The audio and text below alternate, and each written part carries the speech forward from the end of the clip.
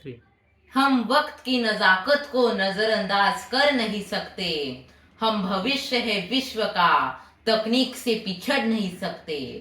भूगोल से खगोल तक परचम देश का लहरा रहा है। कलाम की नजरिए से देखो तो देश बदल रहा है। आदरणीय शिक्षक गण, निर्णायक गण एवं मेरे प्यारे दोस्तों, मैं अनय घंगाड़े आपके समक्ष अंतरिक्ष पर भारत की सफलता इस विषय पर अपने विचार प्रस्तुत करने में इच्छुक हूँ। तो चलिए इस सफर को शुरू करते हैं। साल 1998 में गुजरात के कच्छ में एक विनाशकारी तूफान आया और इसमें 10,000 से अधिक लोगों की जान गई और लाखों लोग बेघर हो गए। इस तूफान ने किसी को भी संभलने का मौका ही नहीं दिया। वही गुजरात का कच्छ 2023 में एक बार फिर विनाशकारी चक्रवात का सामना करने वाला था, लेकिन बेहतरीन तैयारी और संसाधनों की वजह से तूफान आया और चला गया। पहले की तुलना में सिर्फ 5 जाने गई। ये सब हो पाया इसरो के अर्थ इमेजिंग सैटेलाइट से मिले लाइव अपडेट की वजह से, और हमें लोगों को सुरक्षित स्थानों पर पहुंचाने के लिए पर्याप्त समय मिला।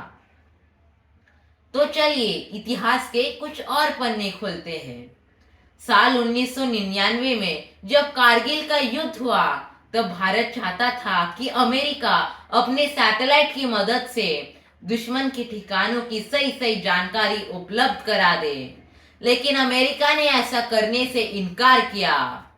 तब हमें तकनीक की कमी महसूस हुई और हमें ये समझ में आया कि देश की सुरक्षा के मामले में हम किसी और देश पर निर्भर नहीं रह सकते। लेकिन आज भारत ने इस क्षेत्र में महारत हासिल की है। जब अंतरिक्ष में भेजा गया हमारा कार्टोसैट सैटेलाइट दुनिया के किसी भी कोने की सटीक प्रतिमा हमें दिखा सकता है, और इसलिए इसे आसमान में भारत की तीसरी आंख भी कहा जाता है।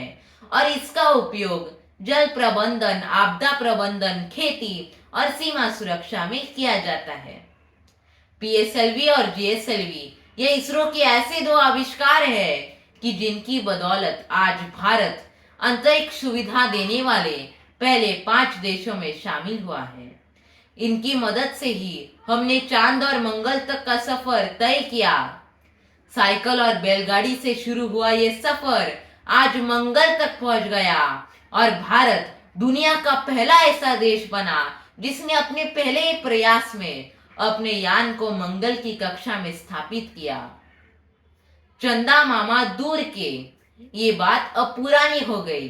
अब चंदा मामा एक टूर के हो गए हैं, क्योंकि चंद्रमा के दक्षिण ध्रुव पर पहुंचने वाला भारत दुनिया का पहला देश बन चुका है। जमीन पर देखा गया ख्वाब आज चांद की चौखट पर मुस्कुरा रहा है। ये मुस्कुराहट दशकों की मेहनत, जुनून और जज्बे से हासिल हुई, और इसके लिए हमें विक्रम साराभाई, होमी भाभा, सतीश धवन और एपीजे अब्दुल कलाम जैसे असली नायकों का शुक्रिया करना चाहिए, क्योंकि ना सिर्फ उन्होंने खुद सपने देखे, बल्कि अगणित आंखों में सपनों की पूरी फसल बोई। क्या आपको पता है कि अंतरिक्ष के क्षेत्र में इसरो इतनी बड़ी कामयाबी क्यों हासिल कर पाया? क्योंकि इसरो ने बुरा वक्त देखा, बुरे हालात देखे, पैसों की कमी देखी, और यही वो कारण है जो इसरो के वैज्ञानिकों को कभी भी चैन से बैठने नहीं देता। श्री कृष्ण ने भी ये कहा है कि बुरा वक्त इंसान के उस मित्र की तरह है जो उसे हर वक्त ये एहसास दिलाता है कि उसे रुकना नहीं है। धन्यवाद।